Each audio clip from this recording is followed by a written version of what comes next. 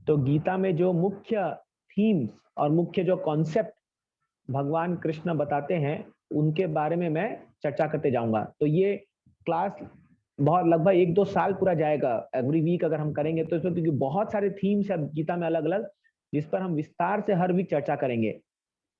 तो इसीलिए आपके सारे जो स्पिरिचुअल कॉन्सेप्ट्स हैं वो इसमें एक एक करके बहुत अच्छे से क्लियर होंगे। तो इसलिए मैं चाहता हूं कि कोई भी लोग जो ज्वाइन कर रहे हैं वो पूरा इसको अंत तक करें, और ताकि बीच में कुछ भी आपको कॉन्सेप्ट छूटे नहीं और आप पूरी गीता अच्छे समझ पाएंगे।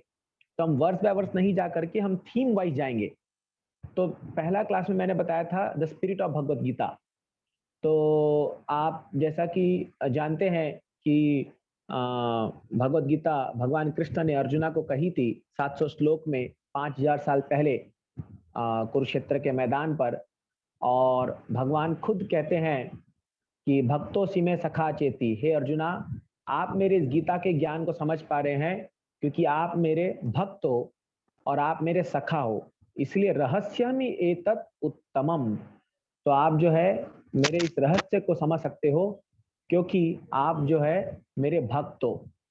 तो इसीलिए भगवत गीता को समझने के लिए सबसे पहला क्वालिफिकेशन ये है कि वो भक्त होना चाहिए। He should be a devotee, then only he can understand Bhagavad Gita.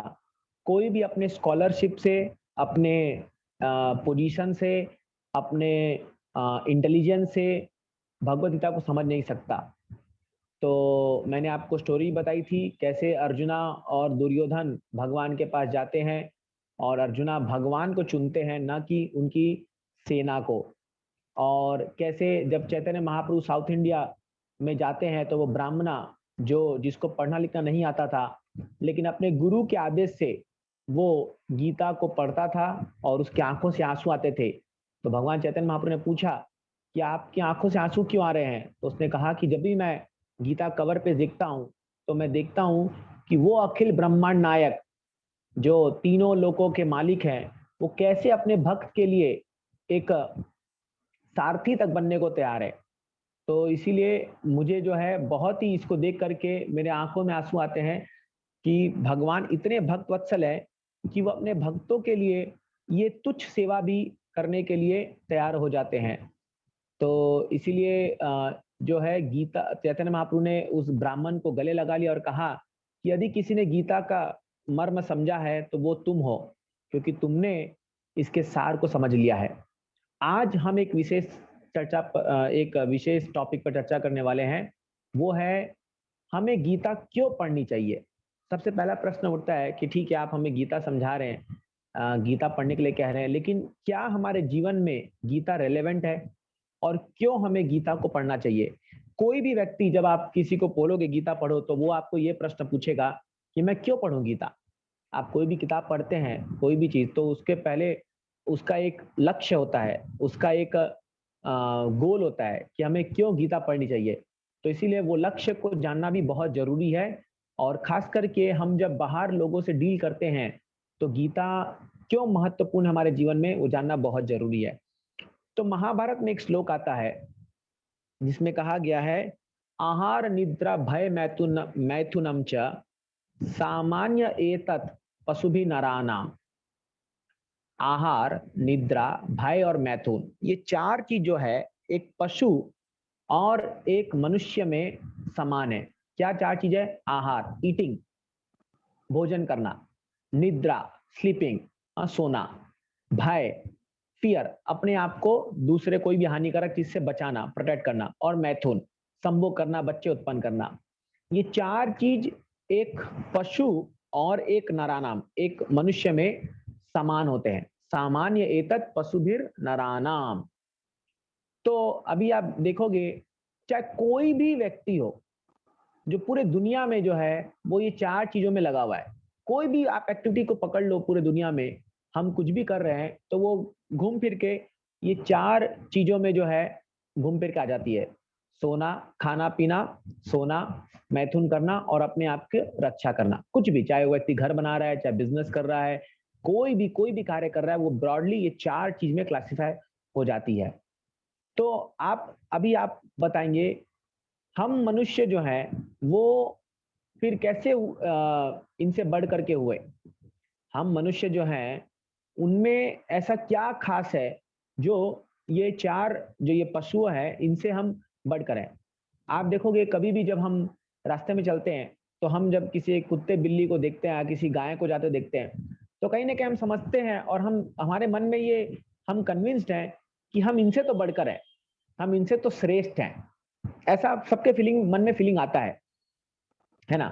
तो आप देखते हो कुत्ता कहीं भी सो जाता है, कुछ भी खा लेता है, कहीं पर भी कुछ भी करने लग जाता है, तो हमें फीलिंग आती है कि अरे कुछ तो मुझ में कुछ तो विशेष है, कुछ तो है।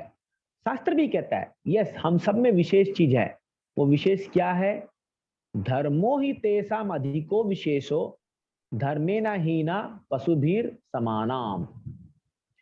अच्छा, इसमें जाने से पहले आप देखिए, इवन अगर आप जानवरों में देखोगे तो हमसे ज्यादा उसके अंदर क्वालिफिकेशन है सब करने के लिए। जैसे खाना, हम कितना खा सकते हैं मैक्स एक दिन में? May be 700-800 gram, 1 kilo 2 kilo maximum, कितना खा सकते हैं हम? लेकिन आपको पता है एक हाथी अफ्रीकन जंगल में, एक हाथी एक दिन में 40-40 किलो खाता है ना। और भी कई कई जानवर जो कितना कितना खाना खाते हैं। तो हम क्या खाने में उनसे कॉम्पिटिशन कर सकते हैं? है ना। हम थोड़ा सा इधर उधर खा लेते तो हमें अपच हो जाता है, इंडाइजेशन हो जाता है। लेकिन आप देखिए बाहर जो है ये गाय कुत्ते बिल्ली ये लोग कुछ भी कचड़ा भी खा लेते तो डाइजेस्ट कर जाते हैं। तो मतलब खाने की क्षमता कई जानवरों में हमसे ज्यादा है ना। और आप कहोगे अरे हम तो बढ़िया रेस्टोरेंट में बैठ के खाते हैं, अच्छा साफ सुथरा प्लेट में खाते हैं। लेकिन जो भी हो, खाना वो भी खा रहा है, आप भी खा रहे हैं। खाना एक्टिविटी तो एक ही है ना। चलिए सोना देखिए, आप कहेंगे हम बढ़िया डनलो पिल्लो में सोते हैं, कमरे में सोते हैं, एसी में सोते हैं। लेकिन जानवर को देखिए, पोलर बेयर को देखिए, वो तो 6-6 महीना सो जाते हैं वो लोग, है ना। तो सोने में वो लोग हमसे कई ज्यादा तेज है, कितना दिन तक वो सोते रहते हैं। फिर आप देखो मैथुन, तो मैथुन में इंसान कितना संभोग कर सकता है। लेकिन एक जो कबूतर है वो दिन में 72 बार संभोग करता है, एक मादा कबूतर से 72 बार, एक पिजन जो है मोस्ट नंबर ऑफ टाइम्स। तो उसमें भी हम कहाँ उनसे सर्वश्रेष्ठ है। और फियर, अब अपने को बचाने में तो आप देखोगे शेर और ये जो चीता है, ये लोग को तो भगवान ने नाखून इतने बड़े बड़े दिए हैं प्रकृति ने कि ये लोग अपना बचाव खुद कर लेते हैं। हमको तो कभी गन रिवॉल्वर या कुछ ना कुछ चीज की दरकार पड़ती है ना। तो कहने का मतलब ये है कि ये सारे एक्टिविटी में, आहार निद्रा भय मैथुन में, ये चारों एक्टिविटी में जानवर कहीं ना कहीं हमसे ज्यादा सर्वश्रेष्ठ हैं और हमसे ज्यादा अच्छे तरीके से वो लोग कर सकते हैं। तो हम में ऐसा क्या चीज है जो हमें इन जानवरों से ऊंचा बनाता है?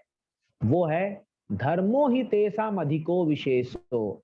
एक विशेष गुण हमें दिया गया है, भगवान ने दिया है, वो है धर्म के बारे में इंक्वायरी करना। हम अपने धर्म के बारे में जिज्ञासा कर सकते हैं। हम ये जान सकते हैं मैं कौन हूं, मेरा इस संसार में जन्म क्यों हुआ है, मेरा क्या गति है और मुझे मृत्यु के बाद कहाँ जाना है। ये चीज जो हमें ये हायर इंटेलिजेंस दिया है, ये जो बुद्धि दी है हमें, हम इसके बारे में विचार कर सकते हैं, प्रश्न पूछ सकते हैं, जो कि एक जानवर नहीं कर सकता। क्योंकि animals always act by instinct. जानवर अपने इंस्टिंक्ट से काम करता है, मतलब जो उसको चाहिए वो तुरंत एक्ट करता है, वो सोचता नहीं है। अगर उसको भूख लगी है और वो खाना दिखा सामने तो बिना सोचे झपटा मारेगा वो। हाँ, लेकिन मनुष्य क्या है, वो 10 बार सोच सकता है, उसके अंदर सोचने की ताकत है, सोचने की क्षमता है, और वो इसके बारे में इंक्वायर कर सकता है, इसके बारे में वो जिज्ञासा कर सकता है ना। यही चीज उस व्यक्ति को जानवरों से विशेष बनाती है। धर्मो ही तेसाम अधिको विशेषो। अधिक मतलब उसके अंदर एक अधिक क्वालिटी है, विशेष क्वालिटी है। वो क्या है? धर्म के बारे में जिज्ञासा करना। धर्मे न हीना, यदि मनुष्य अपना ये कर्तव्य नहीं करता, धर्म का पालन नहीं करता, तो धर्मे न हीना पशुभीर समानाम। धर्म को नहीं जानने का अगर प्रयास नहीं करता कोई मनुष्य तो पशु के समान है। पशुभीर नराना पशुभीर समानाम, वो पशु के समान है। इसीलिए शास्त्र कहता है उसको द्विपाद पशु कहते हैं। जो मनुष्य अपने धर्म के बारे में नहीं जानने का प्रयास करता, अपने जीवन के बारे में जानने का प्रयास नहीं करता, वो पशु के समान है। उसको हम द्विपाद पशु कहते हैं, टू लेगेड एनिमल उसको कहा जाता है। इसीलिए ये कहते हुए थोड़ा सा हमें आश्चर्य होगा, अरे हमें क्या पशु कह रहे हो। लेकिन हाँ, अगर हम एक्टिविटी वाइज देखेंगे तो हम पशु से कोई कम नहीं है ना। अगर हम एक्टिविटीज देखेंगे तो अगर हमारा जीवन दिन भर खाली खाने पीने सोने में चला जा रहा है और पशु भी वही कर रहा है, तो एक्टिविटी वाइज और हमारी चेतना में अंतर क्या है ना। तो आज आप देखोगे कि देखिए ईटिंग के लिए, खाने के लिए कितना रेस्टोरेंट खुल गया है। आपको बता दूं, वैदिक सभ्यता में कभी भी फूड जो है वो बाहर बेचा नहीं जाता था। ये रेस्टोरेंट का कोई कॉन्सेप्ट ही नहीं था। मतलब बाहर बेचना, खाना बेचना एक प्रकार का अपराध और एक बहुत ही जघन्य काम माना जाता था वैदिक सभ्यता में, क्योंकि खाने का अपना एक स्थान होता है और वो उसको घर में आराम से बैठ करके परोस से खिलाया जाता है। लेकिन आज आप देखिए जहां आप जाते हैं सबसे ज्यादा चीज आपको दुकानें किसकी मिलेगी? खाने की मिलेगी। फास्ट फूड रेस्टोरेंट या कोई भी आप देखोगे ट्रेन में आप जाते हो तो कैसे खुला वो बेचते रहते हैं, है ना। कुछ भी चीज हो वो खाने की बेचते हैं, और लोग जो है वही वो फ्रेश हो चाहे नहीं हो, कल का बना हो कोई भी हो, उसको खरीद खरीद के खाते रहते हैं, है ना। तो एक बार एक बता रहे थे एक भक्त की, देखिए वैदिक सभ्यता में लोग घर में खाना खाते थे और शौच के लिए बाहर खेत में जाते थे, है ना। तो खेत में जाकर के शौच करते थे, घर में खाना खाते थे। और एक्चुअली शौच जो है टॉयलेट पहले वैदिक सभ्यता में कभी भी घर में नहीं होता था, टॉयलेट हमेशा घर के बाहर कहीं फील्ड में चले गए, जंगल में चले गए, वहां जाते थे लोग। लेकिन अभी देखिए आधुनिक सभ्यता में मॉडर्न सभ्यता में क्या है, बाहर खाना खाते हैं, घर में आकर के शौच करते हैं। तो घर में अटैच टॉयलेट बाथरूम होता है और सबसे ज्यादा खर्चा लोग टॉयलेट बाथरूम में करते हैं। जहां मल त्यागने की जगह है वहां पर लोग सबसे ज्यादा जो है सबसे हाई क्लास वहां पर कमोड लगाते हैं, हाई क्लास मिरर लगाते हैं, बेदिंग टब लगाते हैं, हाई क्लास टाइल्स लगाते हैं एकदम।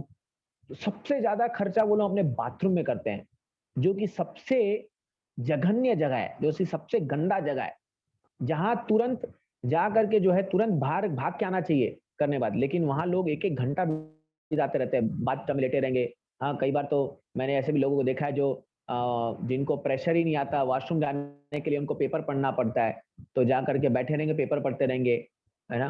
तो आप जरा विचार कीजिए कि बाहर खाना खा के आते हैं, घर में क्यों खाना तो बनता नहीं है, क्योंकि आजकल हस्बैंड वाइफ दोनों जॉब करते हैं, घर में कोई बनाता नहीं है। हस्बैंड बाहर अपना लोग कलीग के साथ खा लेता है, वाइफ बाहर कलीग में खा लेती है, और घर में खाना नहीं बनता। तो बाहर खाना खा के आके घर में शौच करते हैं, मतलब घर को सबसे अपवित्र बना के रखते हैं। तो क्या चेतना है लोगों की, आप देखिए चेतना कैसे बन रही है। वैदिक सभ्यता में कभी भी ऐसा नहीं होता था। घर में खाना खाएंगे और बाहर जाकर के जो है वो लोग अपना शौच आदि क्रिया करके उसको मल त्याग करके अपना दूर आ जाएंगे घर में। ये है खाने की। अब सोने का देखिए, स्लीपिंग के लिए एक्चुअली एक व्यक्ति को खाली 6 फीट का जगह चाहिए, हाँ, और उसको अच्छी नींद आनी चाहिए बस। आज आप देखिए मॉडर्न सभ्यता में इतने प्रकार के पिल्लो है, डनलॉप पिल्लो आ गए, इतने मोटे मोटे गद्दे होते हैं जिसमें आदमी घुस जाए अंदर। एक बार मैं जब जॉब कर रहा था तो 5 स्टार होटल में हमारा कोई मीटिंग था, वहां पर गया तो जैसी वो रूम हमारे बुक किया था, वहां पर मैं जैसी बैठा बेड में अंदर घुस गया। मैं बोला अरे ये क्या है, इतना मोटा उसका गद्दा था, है ना। तो हालांकि डनलॉप पिल्लो है, डनलॉप बेड है, सब बड़े बड़े अच्छे कुशंस है, कवर है, लेकिन नींद नहीं आती लोगों को। उसके लिए लोगों को स्लीपिंग पिल लेना पड़ता है ना। रात भर नींद नहीं आती है लोगों को, यूट्यूब में देखते रहते हैं वीडियो रात भर, दवाई कोई दवाई खा के सोता है, इतना टेंशन एंजाइटी रहता है। तो बड़े बड़े सोफिस्टिकेटेड बंगलो है, पिल्लो है, बेड है, बट नींद नहीं है। और वहीं आप देखो एक गांव का आदमी दिन भर काम करके आता है, रात को आराम से पेड़ के नीचे सो जाता है। मैं अभी पुणे में देखा एक ऐसी, कहीं तर मैं गया था, आराम से रात को अपना व्यक्ति वो काम कर करके रात को खटिया में सोया हुआ, वो खटिया में सो गया आराम से एकदम बढ़िया हवा में, बाहर खुले में आसमान के नीचे सो गया अपना। तो सोने के लिए नींद चाहिए, सोने के लिए ज्यादा फैसिलिटी नहीं चाहिए। तो इसलिए स्लीपिंग के लिए कितना अरेंजमेंट लोग करते हैं, बट फिर भी नींद नहीं आती है। वहीं आप देखिए मीटिंग के लिए आप देखोगे, संभोग करने के लिए लोग क्या क्या नहीं करते हैं। हाँ, बड़ा ऐसा उसको फैंटेसी बना के रखा है कि जैसे इसमें दुनिया का सबसे बड़ा सुख इसमें रखा हुआ है। बट आप देखोगे मोस्ट पीपल आर फ्रस्ट्रेटेड, उसके बाद उनको फ्रस्ट्रेशन लगता है, और क्या कहाँ ब्रॉथल में जाते हैं, ऐसे जो है रेड लाइट एरिया में जाते हैं, प्रोस्टिट्यूशन करते हैं, but they are still dissatisfied and unhappy. वैदिक सभ्यता में संभोग केवल बच्चे उत्पन्न करने के लिए किया जाता था, केवल। और वो भी जब एक सोचिए, पहले आप देखिए हमारे आज से 50-60 साल पहले आप देखोगे एक एक माताएं जो है 6-6 7-7 बच्चे पैदा कर देती थी। हाँ, आज से 60-70 साल पहले इंडिया में। आज 2 बच्चे अगर किसी को हो जाए तो बाप रे बाप, उसके बाद तो वो लोग कॉन्ट्रासेप्टिव मेथड यूज करके जो है वो लोग पूरा और बच्चे पैदा नहीं करते, फैमिली प्लानिंग कर लेते हैं। तो क्या है, 2 बच्चे पैदा करने के बाद भी जो है माताओं को जो है इतना तकलीफ होता है, और माताओं को जो है स्तन में दूध नहीं आते हैं। आज सबसे बड़ी समस्या है बच्चों के पालन में जो है, माताओं को खुद का दूध नहीं उतरता है। क्यों? क्योंकि लाइफस्टाइल, उनका खाना पीना रहना इतना वो है। जबकि गाँव के आप माताओं को जाके देखो, इतना काम करते, इतना करते, फिर भी अपने बच्चे को दूध पिलाते हैं। 5-5, 6-6, 7-7 बच्चे पैदा कर देते हैं वो। कितना ताकत होगा उनके अंदर। आप जरा सोचिए। हाँ, वैदिक साथ एक डजन कई लोग पैदा करते थे। तो only because there every activity was pure. वहां पर हर एक जो कार्य होता था वो शुद्ध था। इसीलिए क्षमता ज्यादा थी लोगों की। वहीं फियरिंग में आप देखिए, आज भय के मारे लोग क्या नहीं कर रहे हैं। हर जगह सीसीटीवी कैमरा है, घर में, बाहर, एकदम हर जगह सीसीटीवी कैमरा। शुक्र कीजिए बाथरूम में नहीं लगाते सीसीटीवी कैमरा, नहीं तो वहां पर भी लगाना पड़ेगा, क्योंकि लोगों को भरोसा नहीं है कि क्या कब क्या हो जाए। हाँ, और वही आप गाँव में जाके देखोगे, लोग दरवाजा भी नहीं लगाते अपने घरों में। ऐसा अभी जैसे आप शनि सिंगनापुर करके जगह है, जहाँ मैंने सुना है कि वहाँ कोई भी लॉक नहीं करता अपने दरवाजा को, क्योंकि वहाँ कभी चोरी नहीं हो सकती है। ऐसा कल्चर है वहाँ पर, कोई चोरी नहीं करता कभी। तो कोई फ़ियर नहीं रहता था लोगों को, क्योंकि सिंपल जीवन है, तो ज़्यादा कुछ सामान घर में है नहीं, तो और इसीलिए एकदम सिंपल जीवन है, तो कोई चोरी का, चोर का, उसका किसी भय नहीं है। लेकिन आजकल इतना भय है कि लोग हमेशा अपने साथ कोई गन, कोई छुरी, चाकू लेके रखते हैं, आउट ऑफ फियर। तो इसलिए आप देखोगे, हालांकि हम लोग बहुत सोफिस्टिकेटेड वे में हमारे 4 एक्टिविटी को बढ़ाने का प्रयास कर रहे हैं, ईटिंग, स्लीपिंग, मेटिंग, डिफेंडिंग, आहार, निद्रा, भय, मैथुन। लेकिन हम चारों ये जो चीजों को बढ़ाने के चक्कर में अपना खुद का चैन, सुख, चैन, शांति सब खो बैठे हैं।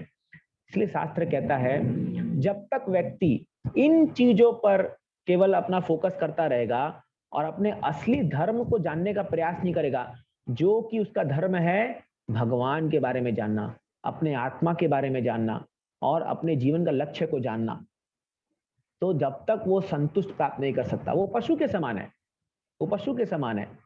तो इसीलिए ये धर्मेण हीना पशु भी समानाम। तो इसीलिए भगवत गीता जो है, ये सबसे पहले हमें सिखाती है कि हमारा परो धर्म क्या है ना।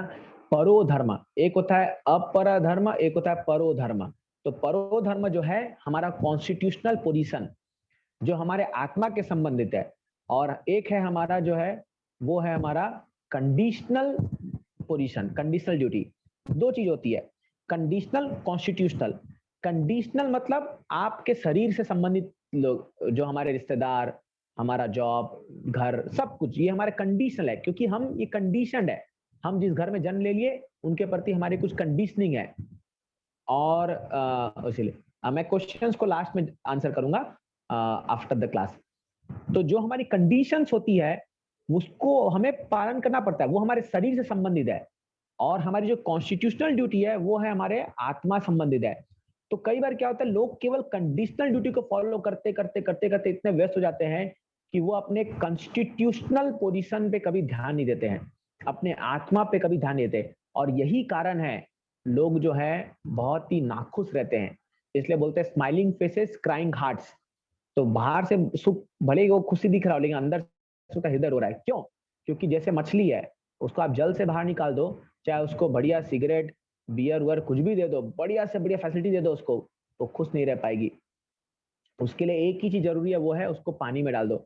उसी प्रकार जब तक हम आत्मा को जो है उसका असली खाना, असली भोग उसको उसका नहीं देते हैं, वो है जो उसको उसके धर्म से नहीं जोड़ते हैं, तब तक वो कभी भी खुश नहीं रह सकता। नो डाउट, इसमें कोई सवाल नहीं उठता। आप जाके देख लीजिए, जिन भी लोग हैं, हमें लगता होगा कि जिनके पास हमसे ज्यादा धन दौलत है, ज्यादा बड़ा पोस्ट पोजीशन है, ज्यादा खूबसूरत है हमसे, वो ज्यादा खुश है। नहीं, ऐसा संभव नहीं है। आप जाके उनसे पूछिए, वो अगर आप वो ऑनेस्ट होंगे तो आपको बताएंगे, कोई भी व्यक्ति बिना अपने वास्तविक धर्म को पालन किए हुए, परो धर्म को पालन किए हुए खुश नहीं रह सकता है। ये शास्त्र बताए, वो खाली नाटक कर रहा है, वो धोखा दे रहा है अपने आप को भी और दुनिया को भी। ये संभव नहीं है। इसीलिए भगवत गीता में सबसे पहले ही ये चीज सिखा देती है कि आप अपने आत्मा को जो धर्म है उसको पालन करना सीखे। इसीलिए हमें भगवद गीता चाहिए। हमें भगवद गीता क्यों पढ़नी चाहिए? क्योंकि ये हमें हमें हमारी वास्तविक धर्म के बारे में बताता है। जैसे भगवान बोलते हैं, ममैवांसो जीवलोके जीवभूत सनातन मनः षष्ठानि इंद्रियाणि प्रकृति स्थानी कर सती। तो भगवान कहते हैं ममैवांसो जीवलोके, ये जो जीव है ये मेरा अंश है, जीव भूत सनातन, और ये सनातन है। लेकिन ये जो पागल की तरह अभी संसार में आकर के मन षष्ठानि इंद्रियाणि प्रकृति स्थानी कर सती, अपने 6 इंद्रियों मन और 5 इंद्रियों के द्वारा इस प्रकृति में फंस करके बड़ा कर सती मतलब फ्रिक्शन, घर्षण कर रहा है, और इसलिए बार बार दुख झेल रहा है, बार बार दुख झेल रहा है, क्योंकि ये सोचता है कि मैं मेरा मन हूं, और अपने आप को मन मान करके ये प्रकृति से लड़ रहा है। क्योंकि हम जो भी कार्य करते हैं अपने इंद्रियों और अपने मन को संतुष्ट करने के लिए कर रहे हैं, लेकिन प्रकृति कभी भी हमें इस पर सफल नहीं होने देती है। तो आप एक चीज प्राप्त करेंगे, दूसरी चीज आपके लिए खड़ी है, तीसरी चीज फिर खड़ी है, चौथी चीज फिर खड़ी है। तो ये कर्षण चले जा रहा है, प्रकृति और हमें कर्षण चले जा रहा है, और इस कर्षण के कारण जो है हम कभी भी खुश नहीं रह पाते हैं। भगवान गीता में यही कहते हैं। तो इसीलिए भगवान गीता में बताते हैं कि हे अर्जुना, अपने जो वास्तविक धर्म है वो तुम पालन करो, और वो क्या है? सर्वधर्मा परित्यज्य मामेकम शरणम व्रज। भगवान बताते हैं मामेकम शरणम व्रज, अर्जुना मेरी शरण में आ जाओ। तो जो कृष्ण को शरण ग्रहण करता है वो असली धर्म का पालन करता है। इनफैक्ट श्रीमद् भागवतम में भी ये बताया गया है, सवैम पुंसाम परो धर्मो यतो भक्तिर अधोक्षजे अहेतुकी अप्रतिहता ये आत्मा सुप्रसिद्धति।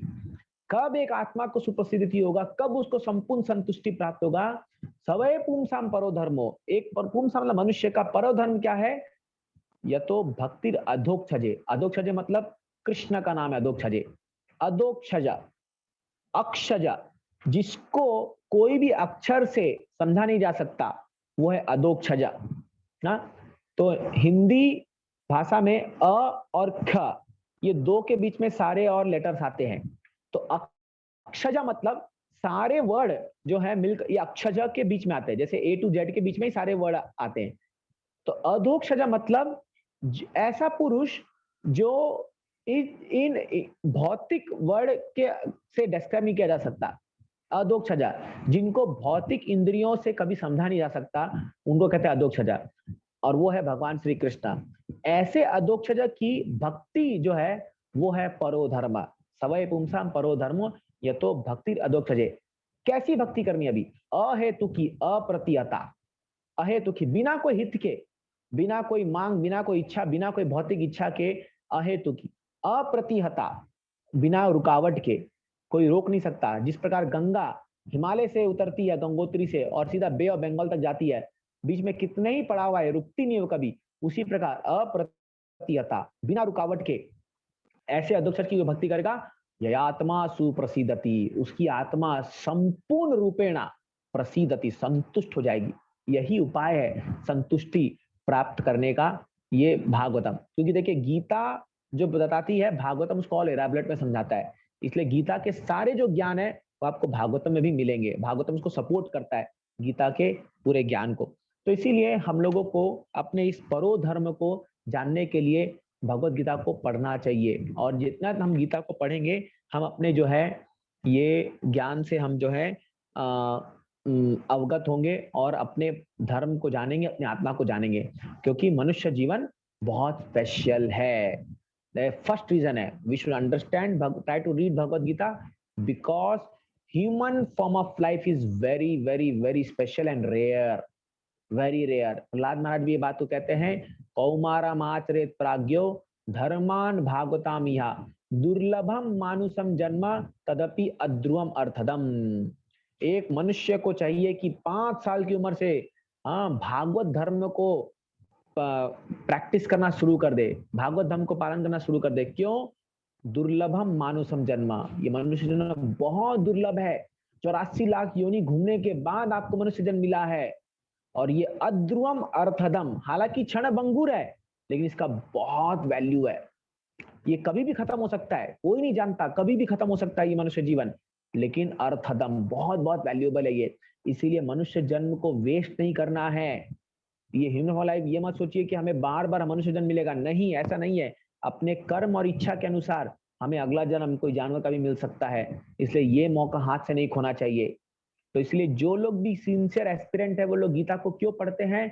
क्योंकि वो लोग जानते हैं कि मेरा ये जन्म मुझे मिला है, मनुष्य जन्म, मुझे इसको बर्बाद नहीं करना है, इसको वेस्ट नहीं करना है।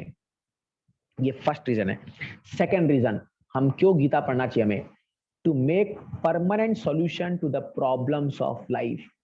हमारे जीवन में जो बहुत सारी परेशानियां आती हैं उनके लिए परमानेंट सॉल्यूशन निकालना। अब आप कहेंगे कैसी प्रॉब्लम आती है हमारे जीवन में? हर एक के जीवन में एक प्रॉब्लम आती है। तो अब प्रॉब्लम कहते किसको है? हर एक की अलग अलग प्रॉब्लम होगी। किसी की प्रॉब्लम होगी कि भाई वो सुंदर नहीं है, किसी की प्रॉब्लम होगी कि वो धनी नहीं है, किसी की प्रॉब्लम होगी कि भाई उसका पड़ोसी ज्यादा क्वालिफाइड है, ज्यादा उनके पास धन है, ज्यादा ऑपुलेंट है, ये हो सकता है। हाँ, किसी की प्रॉब्लम होगी कि उनको संतान नहीं है, किसी की प्रॉब्लम होगी कि भाई उनकी सास सुनती नहीं है, किसी की प्रॉब्लम होगी बहू से बनता नहीं है। हम सबका अलग अलग अलग अलग प्रॉब्लम है, अलग अलग प्रॉब्लम है। लेकिन एक प्रॉब्लम को प्रॉब्लम हम तभी कहते हैं जब वो सभी के लिए समान हो। पहला पॉइंट, वो सभी के लिए समान हो। दूसरा, उसको कोई भी रोक नहीं पाए, है ना, it is equal for everybody and nobody can stop it. And third, nobody can avoid it. वो आपके जीवन में आएगा ही आएगा, है ना। एक बार तो आप उसको रोक नहीं सकते कोई भी हालत में, और आप उसको आना ही आपके जीवन में है ना। और नोबडी कैन डिफीट इट, ये है प्रॉब्लम। तो इसीलिए शास्त्र कहता है चार ऐसी प्रॉब्लम है, समस्याएं हैं जो मनुष्य के जीवन में आनी ही आनी है, उसको कोई रोक नहीं सकता, और वो सबके लिए समान है। क्या है वो चार प्रॉब्लम? जन्म मृत्यु जरा व्याधि दुख दोषानुदर्शनम। भगवत गीता 16वें अध्याय में भगवान कृष्ण कहते हैं जन्म मृत्यु जरा व्याधि, ये चार चीज, जन्म मृत्यु जरा और व्याधि, birth death old age disease, ये चार समस्या जो है हर एक व्यक्ति के जीवन में कॉमन है, कोई इसको रोक नहीं सकता, और सबको ये आनी है, और सबको इसको झेलना ही पड़ेगा। अब आप कहेंगे प्रॉब्लम क्या है? अरे जन्म तो कोई प्रॉब्लम है क्या? बर्थ कोई प्रॉब्लम है क्या? बर्थ में तो हम बर्थडे मनाते हैं, खुशी मनाते हैं। नहीं, आप उस बच्चे से पूछो। आपको पता है जब वो बच्चा जो है माँ के घर में रहता है, जो कई प्रकार के कीड़े काटते हैं, मान लीजिए अगर आपको 2 फीट बाय 2 फीट के बॉक्स में आपके हाथ पांव को जकड़ करके बंद कर दिया जाए, ना कोई रोशनी है, और ऊपर से अंदर जो है मल मूत्र का पूरा वो लिक्विड है जो बदबू मार रहा है, और इसमें कीड़े हैं जो आपको आपके चमड़ी को काट रहे हैं, आप कितने समय रह पाओगे?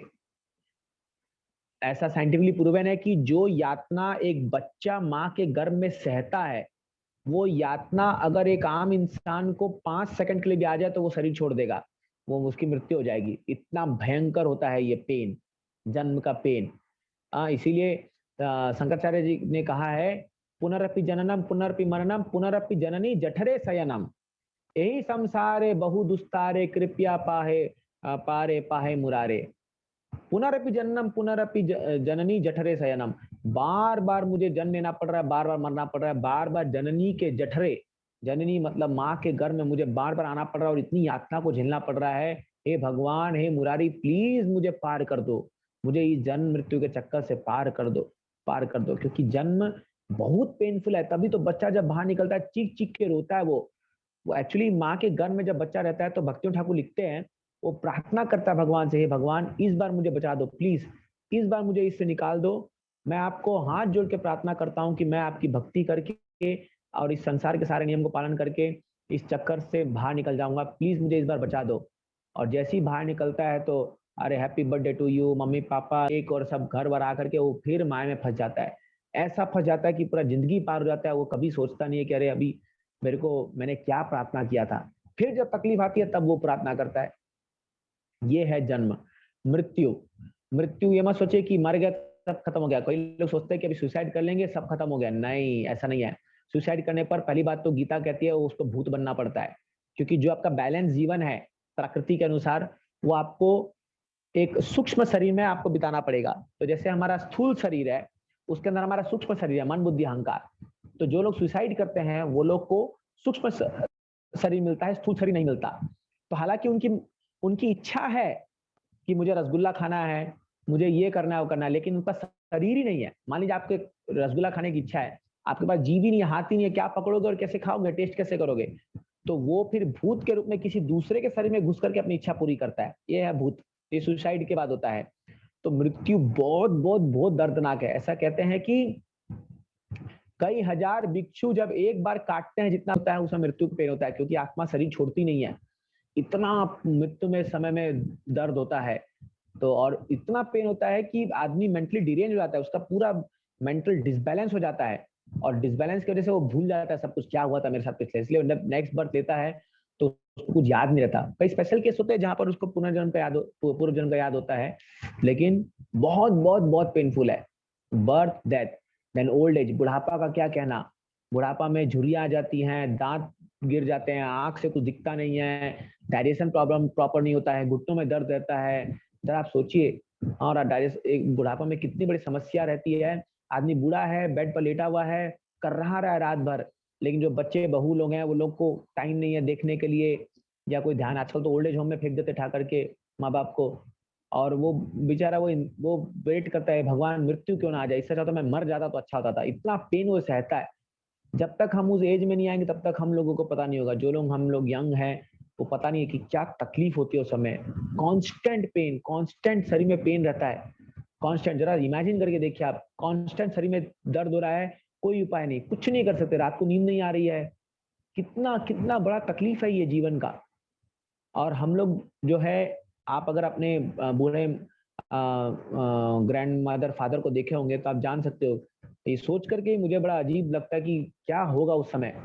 पता ही कोई अटेंड करने को नहीं है, हम ऐसी बिस्तर में पड़े हुए हैं और नींद नहीं आ रही, ना मृत्यु आ रही है। घर वाले भी बोल रहे हैं कि हे भगवान कब पता नहीं जाएगा ये, तो हमें शांति से जीने को मिलेगा। ये बुढ़ापा, देन डिजीज, जरा, व्याधि। व्याधि, कौन बोल सकता है संसार में कि उसको व्याधि नहीं होती है? अरे एक फीवर हो जाए हम लोग को, तो एक बुखार हो जाए तो 3 दिन के लिए हम लोग को फेंक देता है वो बेड पर। एक कोरोना वायरस आया, दुनिया को हिला के चला गया। हजार प्रकार की बीमारियां हैं, कभी किसी को हार्ट में प्रॉब्लम आ रही है, कोई किडनी में आ रही है, डॉक्टर में लाइन में बैठे रहो 2 घंटा 3 घंटा, कोई और ऑपरेशन करना पड़ जाए तो वो समस्या। तो आप देखोगे शरीर जो है ये एक समस्याओं का घर है, समस्या का घर है ये।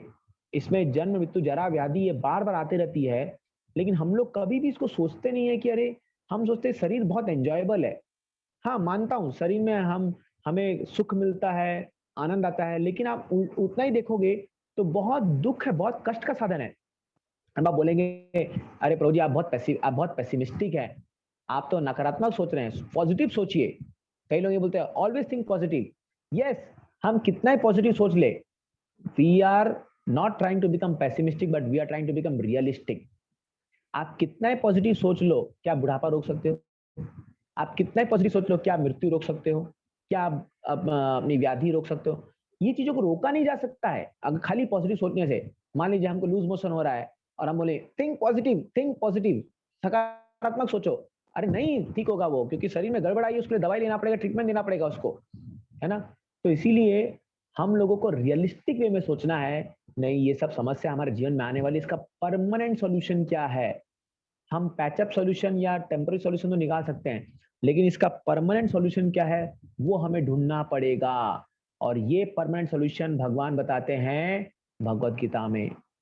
माम उपेत्य पुनर्जन्म दुखालयम अशाश्वतम नाप्नुवन्ति महात्मानम संसिद्धिम परमाम गतिम। भगवान गीता में कहते हैं माम उपेत्य तु कौनतेया, हे अर्जुना, जो व्यक्ति मुझको प्राप्त कर लेता है, हाँ, पुनर्जन्म न विद्यते, उसको कभी भी दोबारा इस संसार में आना नहीं पड़ता। कैसा संसार? दुखालयम अशाश्वतम। दुखालय संसार, दुख का आलय है। जैसे हिमालय मतलब क्या, जहां हिम स्नो रहता है, पुस्तकालय जहां पुस्तक मिलती है ना? तो जैसे ग्रंथालय जहां ग्रंथ मिलते हैं, तो ऐसे ही ये दुखालय है, दुख का आलय है, यहाँ दुख ही मिलना है। कुछ भी कर लो दुख तो आपको मिलना ही है। और अशाश्वतम, टेम्पररी है, हर चीज खत्म हो जाती है यहाँ पर। तो इसलिए जन्म तो जरावादी, ये 4 समस्या तो है ही। इसके अलावा और 3 समस्या बताता है शास्त्र। 3, आदि दैविक, आदि भौतिक, आध्यात्मिक क्लेश। सबसे पहले देखिए आध्यात्मिक क्लेश।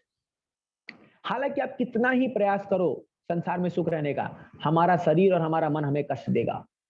कुछ भी नहीं हो तो हमारा मन हमें कितना कर देता है। आप अच्छे मूड से सुबह निकलते हो कहीं भी जाने के लिए, ऑफिस जाने के लिए, कहीं जाने के लिए, और कोई व्यक्ति जो है आपको आकर मूड खराब कर देता है। कुछ तो आपको उल्टा सीधा बोल दिया, कुछ तो आपसे झड़प हो गई, या मान लो गाड़ी चला रहे हो, किसी ने आपको ओवरटेक कर लिया स्पीड में, किसी ने ठोक दिया गाड़ी को, हाँ, किसी ट्रैफिक पुलिस ने फाइन ठोक दिया। कुछ तो प्रॉब्लम होगा ही होगा कि माइंड इतना ट्रबल करता है। और नहीं तो छोड़िए, किसी से द्वेष हो रहा है, ईर्ष्या कर रहे हैं, आप किसी से नहीं करो, दूसरे आपसे कर रहे हैं। तो कितना मेंटल, आप देखिए, एंजाइटी हमारे ऊपर है हमेशा। आध्यात्मिक क्लेश हमेशा बना रहता है हमारा ये। फिर आदि भौतिक क्लेश, दूसरे लोग हमको, अगर हम कितना अच्छा बनने का प्रयास करें, दूसरे लोग हम चैन से जीने नहीं देंगे। हम प्रयास करेंगे कि हम किसी ईर्ष्या न करें, आप देखोगे दूसरे हमसे ईर्ष्या करेंगे और हमें बार बार टॉन्ट करेंगे, पिंच करेंगे, हमें बार बार उकसाने का प्रयास करेंगे ताकि हम क्रोधित हो, हम कुछ एक्शन ले और वो हमारे क्रोध का मजा ले, है ना। तो आप देखोगे आदि भौतिक क्लेश, ये आदि भौतिक है दूसरे द्वारा। और नहीं तो और छोड़ो, ये नहीं तो एक मच्छर तक भी जो है रात को आपको सोने नहीं देता हम लोग को, मच्छर आगे काटता है। अननेसेसरी क्या करे, कोई उपाय नहीं उसका, कहीं भी चल जाए मच्छर आ जाएंगे आपको काटने के लिए। हाँ, नहीं तो नहीं, चूहे, बिल्ली, कितने प्रकार के जीवात्माएं हैं इस संसार में जो हम लोग को कष्ट पहुंचाने में लगे हुए हैं, और वो पहुंचाते ही है कष्ट। हाँ, और फिर तीसरा आदि दैविक, और नहीं तो फिर संसार के जो आदि दैविक क्लेश, कभी ड्रॉट आ रहा है, कभी फैमाइन आ रहा है, कभी अर्थक्वेक आ रहा है, कभी सुनामी आ रहा है, कभी ज्यादा गर्मी हो रही है, कभी ज्यादा ठंडी हो रही है, कभी बारिश हो रही है। कितने प्रकार के आदि दैविक क्लेश जो है, ये बार बार एक मनुष्य को सताए जा रहे हैं। आप जरा सोच के देखिए। और नहीं तो दिन रात में लाइट चली गई, हाँ, कुछ नहीं कर सकते, कितना जनरेटर लाओगे, कितना, ये कहीं पावर कट हो गया पूरा, तो ले और कुछ नहीं कर सकते हम लोग। तो ऐसी हजार प्रकार की समस्याएं जो हैं हमें हमेशा घेर के रखती है। जन्म मृत्यु जरावादी, ये तो चार है ही, ऊपर से आदि दैविक, आदि भौतिक, आध्यात्मिक क्लेश। इन सभी चीजों का परमानेंट सॉल्यूशन क्या है? और ये सारी समस्याएं शरीर संबंधित है, इसीलिए इसका परमानेंट सॉल्यूशन अगर हमें जानना है तो हमें गीता को पढ़ना पड़ेगा। गीता हमें बताती है कि इसका परमानेंट सॉल्यूशन क्या है। भगवान बोलते हैं कि जो व्यक्ति एक बार मुझे प्राप्त कर लेता है, वो वापस से इस दुखालय शाश्वतम, इस संसार में और नहीं आता है। तो ये ज्ञान हमें आएगा कैसे, कि हमें क्या करना है कि समस्या से हम बाहर निकले, वो ज्ञान हमें भगवत गीता देती है। वो ज्ञान, यकीन मानिए, आप गीता पढ़ोगे तो पहली बात तो, हालांकि हमारे जीवन में समस्या आती रहेगी, लेकिन भगवत गीता हमें जो है एक पॉजिटिव आउटलुक देता है उन समस्या को डील करने का। ये नहीं है कि जो लोग गीता पढ़ेंगे उनके जीवन में समस्या नहीं आएगी, ऐसा कोई व्यक्ति नहीं है। जो भी संसार में जन्म लिया है, समस्या उसको आनी है, लेकिन उस समस्या को डील कैसे करें, ये हमें गीता बहुत अच्छे से समझाती है और सिखाती है। अर्जुना के जीवन में कम समस्या नहीं आई थी। आप जरा देखिए अर्जुना के जीवन को, इतना बड़ा योद्धा, हाँ, एक क्षत्रिय कुल में जन्म लिया, इतना पावरफुल, वो तो इंद्र और कुंती का बेटा है, इंद्र के खुद उनसे जन्म हुआ है, इंद्र से। तो इतना शक्तिशाली कि इवन उसने देवताओं को हरा दिया था। भगवान शिव जी भी उससे खुश होकर पशुपति, ये पशुपात, उसको वो वेपन दिए थे, उसको हथियार दिए थे।